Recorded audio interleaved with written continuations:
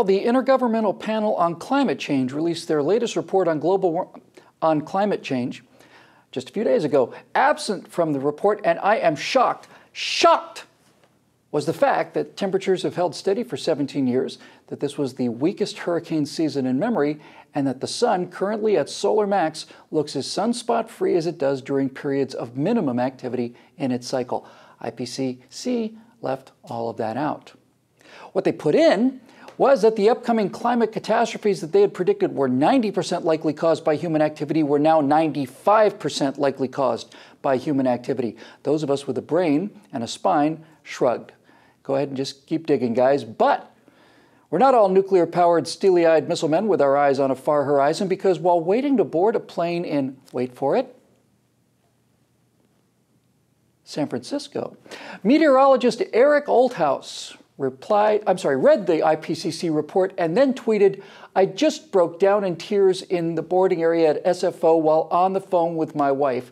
I've never cried because of a science report before #IPCC.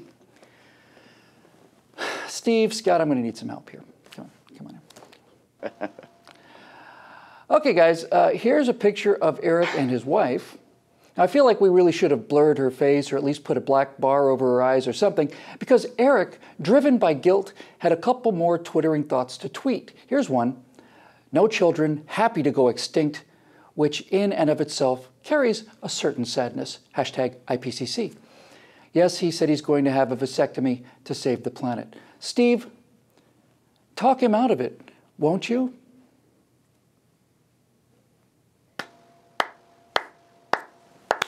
Thank you, Bill Whittle. Thank you. You know what? Washington is so divided right now, they had to shut down the entire federal government, and you found an issue here that can bring us together. I fully support Eric Holthouse in his cause. In fact, I would like to do anything I can to help. I have these heavy-duty kitchen shears. These are made right here in the USA. It's a high-quality alloy. It's good stuff. I also have, depending on the job that's needed, this beautiful 8-inch chef's knife. It's from Japan. Global forges these out of an alloy that's supposed to be 10 times harder than steel, than stainless steel. And I sharpen that on a whetstone, by the way. It's razor sharp. And while I doubt we would ever need anything like this, I do have these hedge trimmers. And really, if there is, they're a little dusty. I haven't used them since the spring. But really, if there's anything, Eric, I can do to help you in your cause, you come to me, my brother. You come to me. All those tools are bigger than you're likely to need, and I want to make sure that they're Ginsu quality knives that can cut through bamboo before we go ahead and make that offer, because you don't want to do anything dangerous, is what I'm trying to say.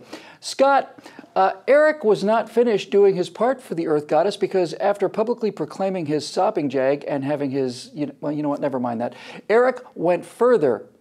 "I realized just now this has to be the last flight I ever take. I'm committing right now to stop flying. It's not worth the climate." Now, Scott, of course, when he says committed right now, I guess he means as soon as he gets where he's going in speed and safety and comfort, right? And back again, I'm sure. Yes. Yeah. Well, I really feel outclassed by Stephen Green here, because I was also going to offer some help, but this is clearly inferior to the tools that Stephen brought along. You know, you in call Japan, that a knife? The hand That's can not be a knife. used. That's a knife. Can be used as a knife. But that doesn't work with a vasectomy. You know, he is perfect. This man is the icon for the whole global warming movement. And I sincerely hope that his impact is far-reaching, that many people see what he has tweeted and are moved in their hearts and minds to do exactly what he has done. To get off the airplanes so that I don't have to look over the shoulder and watch these pathetic liberal movies that these people are always watching at the airplane in front of me, and also so that he'll never reproduce. I think that this is a beautiful thing. We should promote this as widely as possible, and just somehow don't let anybody know that we're in favor of it. Well, that, my friend, is an inconvenient truth. So where do we go from here? When a presumably grown man, a meteorologist no less, is so inculcated in a cult of sin and redemption that a UN report causes him to burst into tears and pledge to have his tubes tied and never visit a foreign land again? Well, how about C.S. Lewis? Let's go there. We make men without chests and expect from them virtue and enterprise. We laugh at honor and are shocked to find traitors in our midst. Well, this is the age of men without chest. One sits in the Oval Office right now. They not only burst into tears over a government report issued by faceless bureaucrats that is filled with lies and distortions for the sole purpose of political and financial gains. They do it in public, not just in the airport, but on Twitter. They broadcast how weak and silly they are. They see nothing wrong with it. You know, I live in California. That's the chestless capital of the Western Hemisphere. You win again, Europe. A land once filled with promise and opportunity, filled with brave and daring men like Howard Hughes and all the rest of them. Now, it's filled with weaklings and crybabies. When my car broke down a few years ago, I helped the AAA guy push it to the flatbed. He told me that 4 or 5 times a day, he's called out to change tires for grown men who either don't know how or would rather wait an hour or so and let a man do it for them. Eric, I hope you have that vasectomy. And Mrs. Holthouse, it's not your fault. Well, maybe it is, but anyway. For PJTV, I'm Bill Woodall.